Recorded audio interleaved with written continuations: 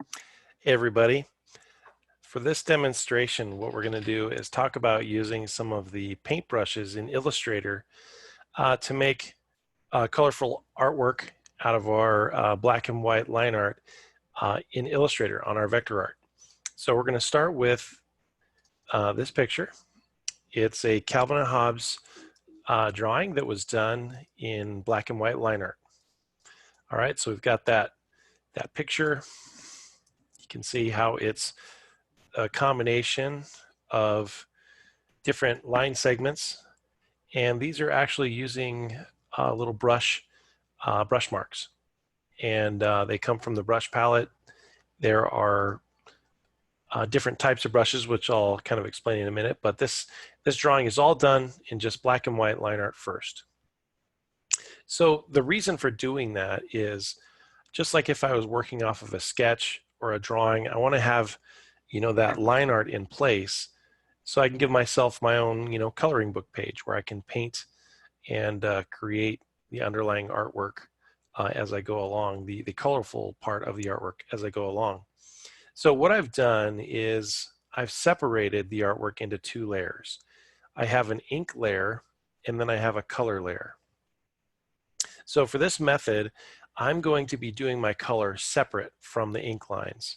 I'm not going to be using the ink lines at all because they're so decorative and they have so many little intricate little rough edges and rough pieces. They won't work very well if I tried to use the paint bucket or some other coloring method. So I just have to accept the fact that my color is going to be separate from my line art. So what I like to do is if I've got my artwork set up like this, I like to make sure that that layer, that ink layer, is locked so that it's not, so I can't disturb it and I won't accidentally grab those lines while I work. Then I want to make sure that in my layer palette I have a separate color layer. So that color layer is where I'm going to do my coloring. And I'm actually going to end up with two additional layers as we go along. So I'll kind of show you what that looks like. This is going to be done in a combination of tools. We're going to be using the Blob brush and also some of the artistic brushes that are loaded with Illustrator. And we'll talk about some of the pros and cons as we go along. Now, this illustration is based on Calvin and Hobbes, which when Bill Watterson would color these, he would use watercolor or perhaps markers to color them in. And that has a lot of interesting quality to it where the color bleeds across the edges and makes kind of an interesting image. This technique will be like that as well. And another little disclaimer about this technique is if you're looking for something that is super precise and gives you a precise line quality, this technique isn't for you because these brushes aren't that precise. And in fact, if you really want to do a detailed digital painting, I always recommend going back to Photoshop or Procreate or a different program because trying to do this level or that level of like oil painting or acrylic painting style just doesn't translate very easily in Illustrator. All right, so let's just do kind of a basic coloring scheme. So what we're going to do is we're going to switch to our Blob brush and we're going to just go with an orange. We're going to work on Hobbes here. So I'm going to go with an intermediate orange. And with the Blob brush, basically my whole goal, oops, I didn't do that properly. Notice how when I selected orange from my swatch palette, it added it to my fill box. Weird thing, the Blob brush, it picks up the color from the stroke color. So I'm going to swap those, make sure that my fill color is set to none and my stroke color is set to orange. Now I should be able to paint. And this is just a little video card issue. Your system may be the same. When I paint, it actually covers the line even though the ink layer is on top, and it won't disappear until I let go of the mouse. So basically my whole goal with this Blob brush is just to color inside the lines. It's almost like I'm using a crayon to just kind of fill in solid color wherever I want it to go. And I'm doing this with the mouse as I go. And by the way, while you're using the Blob brush, if you want to make that blob brush bigger, you can use the bracket key on your keyboard. Just tap that, make it a little bigger, kind of fill it in. And you see, even if I spill over a little bit, not a big deal. I can just kind of scribble it in and go down his leg. And actually, in this method, it might even be preferable for it to look a little like it was done with crayons, like a little bit childish, right? But if I'm real OCD about it and I want to fill it in perfectly, I'm going to go back with my eraser. And the eraser is going to help me sculpt that blob brush line, and it's going to put it back underneath the black liner on the separate layer. And this is the reason why my black line art has to be separate from the blob brush, because I need to be able to control that blob brush independent of those lines. And I don't want the eraser, for example, to mess it up. That's why I lock that ink layer as I go. Okay, so, that would be my goal, is to go around the whole picture and fill in color where I want it to go. Go back to the blob and just kind of fill in. And you want to proceed and do the entire picture that way. You want to maybe come over here and do Calvin's shirt, Just kind of scribble it in. I'm going to go kind of fast as we go just to kind of make this happen. Go with the bigger brush, maybe come along and, paint the log he's walking on.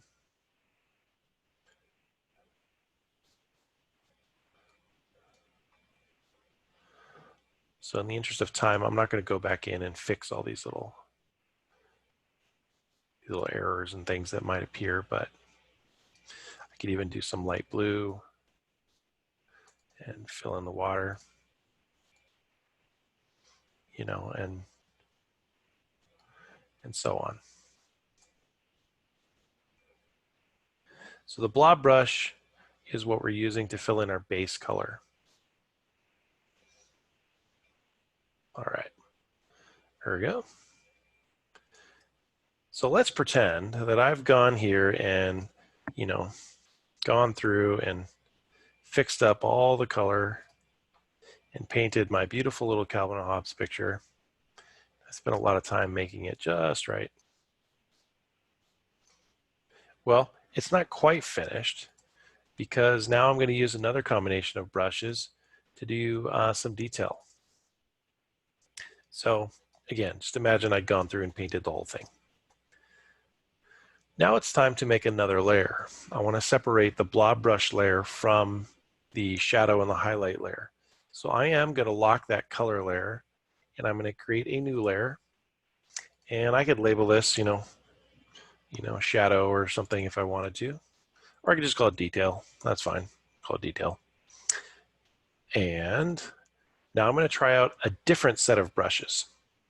So my favorite artistic type brushes in Illustrator are the bristle brushes.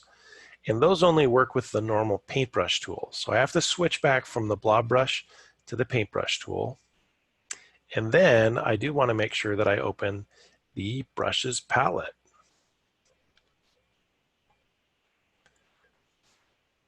Now in my brush palette, you can see it's showing me some of the other charcoal brushes that were used for the line art of Hobbes and Calvin here. But scrolling down, it does show me a few of the bristle brushes. This is just in the default brush palette. If I want to see the entire expanded list of brushes, I need to go to the library, and I need to click on Bristle Brush Library from the library button and load that. So let me go ahead and do that. So now I have, the expanded list of available brushes. And this is showing me the different brush tips. I've got some sables, some flats, some rounds, a fan brush, and some other darker brushes. And they all react a little bit differently. They're meant to look like Photoshop brushes, and they have a semi-transparent quality to them, which is interesting. So let me pick one. I'm going to pick, say, this 1-point rounded brush. And then I'm going to pick maybe a little bit darker orange. And then I'm going to zoom in here a little bit on Hobbs's side, and I'm just going to paint. Okay, and again, I'm painting on the in-between layer. I'm painting between the color flat layer, which I did with the blob brush, and I'm painting underneath the ink layer, which is on top. Maybe I'll pick a little brighter, darker orange just to make it a little more visible. You can see that by picking that brush, now I can just kind of scribble and paint in that area.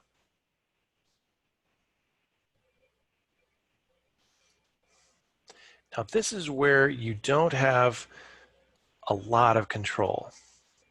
And what I mean by that is these brushes do have a little bit of a mind of their own.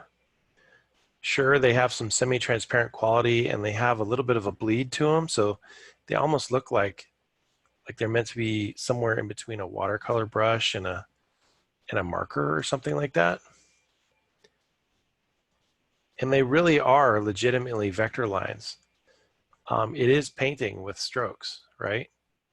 Except the appearance of those strokes look like this paintbrush tip. But they are lines, they're still vector lines, and they can be selected and deleted just like normal vector lines. But in preview, you know, they look like these fancy little brushes. But where they fall short, I think, is they're imprecise, meaning if I paint with the brush like that, I can't erase or sculpt part of that line. I mean, that's there. So if I tried to, you know, like use the eraser on it, it won't erase because it's not a blob, it's not a shape. It's actually a vector line, and that stroke line is independent from the shape object. So I know it's a little weird. It's Illustrator, so it's a little bit weird, but that eraser doesn't do what you think it's going to do. So if you're kind of sloppy with your painting technique, you're not going to have complete control over where that line goes. And if it spills into something else, you really can't do much about it other than like changing the stroke size and like moving the line. You know, that's how you control it. So like I said, it's a little bit weird in that sense. You don't have perfect control over it. But if you can deal with that and kind of manage that as you go along, you can get some nice effects in the vector art. Let's try like a brown here on the log, maybe a little bit thicker fan, and kind of scribble in there. And so my goal in the beginning would be to just use darker colors and start painting in some of the shadowy areas first. Maybe a little darker brown just to kind of get that in there. Yeah, there we go. So it really is meant to be loose. It's not super precise. It's not going to look, you know, beautiful, crisp, clean computer cartoon style. This is really meant to look a little more organic and natural and, you know, rough around the edges. The benefit is it's vector art, so that means it's scalable and it retains its quality. The downside is you don't have complete control over all the brush strokes, and you have to do some extra labor, I think, to try to clean it up and make it work. A little bit more work than what you would do if you were trying to do something in Photoshop or something with normal brushes. And there I add a little bit of light color. See how that reacts underneath there. Yeah.